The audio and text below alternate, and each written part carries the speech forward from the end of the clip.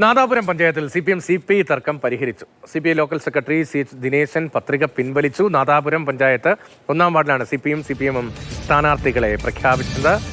Rahul KV ഉണ്ട്. രാഹുൽ, ഇവിടെ മാത്രമായിരുന്നു തർക്കം ഈ പഞ്ചായത്തിൽ ഉണ്ടായിരുന്നത്. പരിഹാരം എങ്ങനെയുണ്ടായി? രതീഷ്, നാദാപുരം പഞ്ചായത്തിലെ 1-ാം വാർഡിലാണ് ഈ വിധത്തിൽ തർക്കം ഉണ്ടായിരുന്നത്. മുന്നണി ധാരണ പ്രകാരം CPIക്ക് നൽകിയ സീറ്റാണ്. അപ്പോൾ CPI സ്ഥാനാർത്ഥിയെ പ്രഖ്യാപിച്ച് പ്രചരണം ആരംഭിച്ച ഒരു വാർഡിൽ CPI തന്നെ സ്ഥാനാർത്ഥിയെ ഇപ്പോൾ പിൻവലിക്കുകയാണ് ഉണ്ടായിട്ടുള്ളത്. അതായത് CPI ലോക്കൽ സെക്രട്ടറിയായ CH ദിനേശനെ സ്ഥാനാർത്ഥിയാക്കി.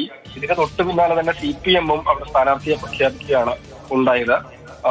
വലിയ തർക്കമുണ്ടായി. പക്ഷെ നേതൃത്വം ഇടപെട്ടിട്ടും ഒരു വിധത്തിൽ പരിഹരിക്കാൻ പറ്റാത്ത ഒരു വിഷയം എന്ന രീതിയിലാണ് അത് തുടർന്ന് പോയിരുന്നത്.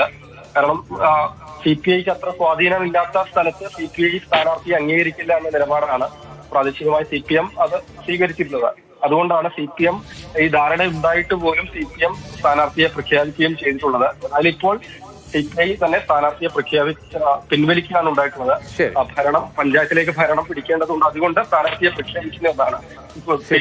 പ്രഖ്യാപിച്ച മുന്നണി സ്ഥാനാർത്ഥി പിൻവലിക്കുന്നു. CPM അവിടെ മത്സരിക്കും.